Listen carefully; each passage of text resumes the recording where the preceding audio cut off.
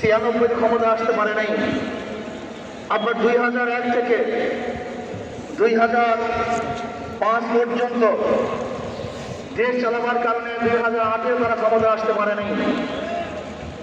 2001-এ BNP ইশতেহার ঘোষণা করেছিল, সেই ইশতেহারের মধ্যে 10% বিল বাস্তবায়ন করতে পারে নাই।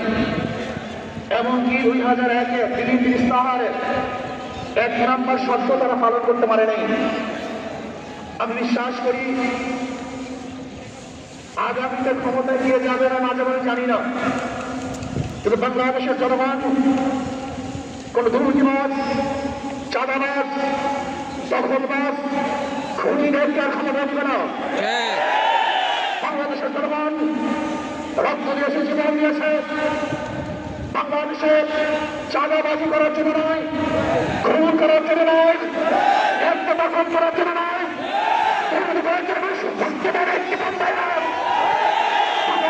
জীবন দিয়েছিল মানুষ মুক্তি পাবে, শান্তি পাবে। আমার গরিব দুঃখী মানুষ ক্ষুধার্ত থাকবে না, বাংলাদেশের একজন মানুষ খুন আকাশে কিছু থাকবে না, বাংলাদেশের একজন গরিব বস্ত্রহীন থাকবে না। আমার বাংলাদেশের কোন মানুষ খুন হবে না, খুন হবে না, বাংলাদেশের চাঁদা দিতে হবে না, বাংলাদেশের ছোট্ট নাগরিক অধিকার বাস্তবায়ন হবে, তারা শান্তিতে বসবাস করতে পারবে, নির্বিঘ্ন হতে পারবে, আমার বাংলাদেশ সাহায্য রাস্তা চলাফেরা করতে পারবে, বাংলাদেশের মসজিদ থাকবে, মাদ্রাসা থাকবে, দাড়ি থাকবে, টুপি থাকবে, দাড়ি হয়ে হস্তপাল করতে পারবে না, তোমাকে ছিনিয়ে দিতে পারবে না, জীবন দিয়েছিল, রক্ত দিয়েছিল, দ্বিতীয়বার তারিখ টানবে, এই দৃশ্য দেখার জন্য মানুষ রক্ত দেয় নাই। ভগবানের মিথ্যা আন্দোলন করবে, মূল্য বলে গাড়ি দিবে, আজকে টুপি তাইওয়ানের ক্ষমতায় ছিটে দেবে না, এই স্লোগান শোনার জন্য শক্তি দেয় নাই। এই দৃশ্য দেখার জন্য বুকের তাজা রক্ত জমিনে ফেলে দিয়ে মানুষ শাহাদাত পালন করে নাই, কারণ বাংলাদেশের মানুষ শাহাদাত পালন করেছিল এই জাতিকে মুক্তি দেওয়ার জন্য, কোরআন ও সুন্নাহর আইন বাস্তবায়ন করার জন্য।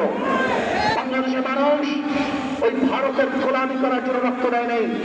বাংলাদেশের মানুষ ভারত আমাদের দেশে কর্তৃত্ব নেতৃত্ব করবে, আমেরিকা আমাদের দেশে কর্তৃত্ব নেতৃত্ব করবে, এর জন্য বাংলাদেশের মানুষ জীবন দেয় রক্ত দেয় নাই। বাংলাদেশের মানুষ স্বাধীন, তারা নিজেরা আইন প্রণয়ন করবে, নিজেরা সংসদ পরিচালিত করবে, তারা নিজেদের পা দাঁড়াবে, বাংলাদেশের মানুষ জীবন দিতে পারে, কিন্তু কার গোলামি করতে পারে না। ভাইয়েরা আমার, আমি বিশ্বাস করি আজকে মঞ্চে যারা আছেন,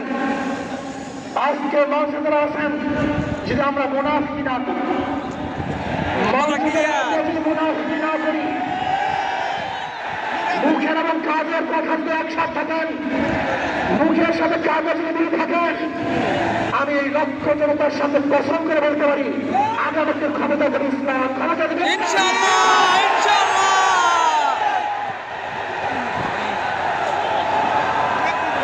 কিন্তু খবরদার যদি মুনাফিকি করি তাহলে এদেশের মানুষ সচেতন হয়েছে, এদেশের মানুষ সব জ্ঞানী হয়ে গেছে। বিশ্বাস করবেন না, একশো রিক্সাওয়ালা, ঠেলাওয়ালা, কুলি মজদুরের বক্তব্য শুনলে আমার আশ্চর্য হয়ে যায় বাংলাদেশের মানুষ কত সচেতন, তারা কত সচেতন হয়েছে। যদি আমরা মুনাফিকি না করি, যদি আমরা ঐক্যবদ্ধ থাকি, বাংলাদেশে একটা বাক্সিস ইসলামের নাম দিতে পারি ইনশাআল্লাহ। আমেরিকা এবং ওই সারস ইসরায়েল ইরানের আক্রমণকারী ভেবেছিল মুহূর্তের মধ্যে বিচ্ছিন্ন করে দিবে, কিন্তু আক্রমণ করার পর দেখেছে ইরানের কোথা থেকে বোম মিসাইল চলে আসছে। আমেরিকা এবং ইসরায়েল সেরকম অনুভব করতে পারে নাই। বাংলাদেশের বুকে যদি একটা বাক্স না হয়, বাংলাদেশের ঘরের থেকে এমন মিসাইল বের হবে, এমন বোমা বের হবে,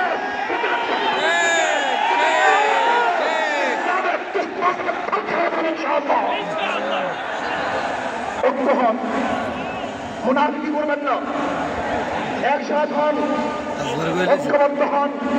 এইটা আমার মেসেজ থাকবে, যদি ঐক্যবদ্ধ ভাবে ক্ষমতার লোককে সংগ্রহণ করে আমি ক্ষমতায় যেতে চাই না, ইসলামকে ক্ষমতায় নিতে চাই।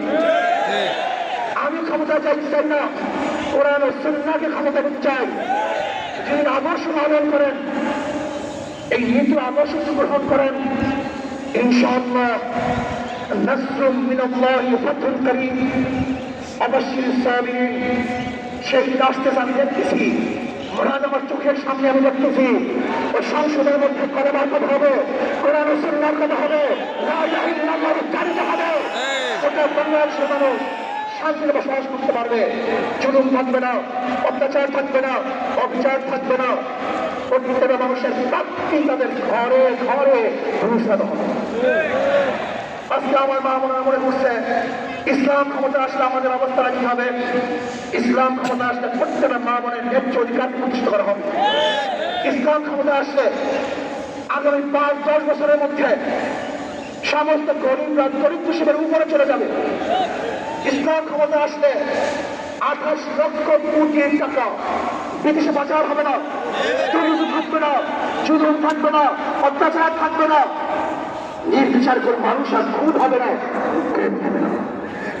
ইসলাম ক্ষমতা আসলে শ্রমিকদেরকে তাদের অধিকার আদায়ের জন্য রাস্তায় নামার কোনো প্রয়োজন হবে না। ইসলাম ক্ষমতা আসলে তাদের অধিকারকে প্রতিষ্ঠিত করার জন্য ইসলামী সরকার তাদেরকে নিয়ে কমিটি গঠন করে তাদের প্রাপ্তি তাদের কাছে পৌঁছায়। আসুন ইসলাম হুকুমত কায়েম করার জন্য আমরা চেষ্টা করব। আজকে আমাদের এই জনসভায় যশোর থেকে আমার কিছু ভাই আসার সময় তারা এক্সিডেন্ট হয়ে শাহাদাত বরণ করেছে। আল্লাহ তাদেরকে জান্নাতুল ফেরদাউস দান করেন। আমার অনেক ভাইরা আহত অবস্থা আছে, আল্লাহ তাদেরকে সুস্থ করে দেন। আসুন আজকে জনসমুদ্রে আমরা আসছি, আমাদের টাকা নাই, পয়সা নাই, নিজের পয়সা দিয়ে এসছে, নিজের খানা খেয়েছি। এই জাতিকে, এই দলকে, এই কাফেলাকে গোটা দুনিয়ার কোনো প্রশস্তি কোনো প্রশস্তি পরাজয় করতে পারবে না, জানিয়ে রাখতে পারবে না। অবশ্যই ইনশাআল্লাহ আমরা বিজয় হব। আল্লাহ আমাকে এবং সবাইকে ইসলাম হুকুমত কায়েম করার তৌফিক দান করেন। আমা আলাইনা ইল্লাল বালাগ। আসসালামু আলাইকুম ওয়া রাহমাতুল্লাহ।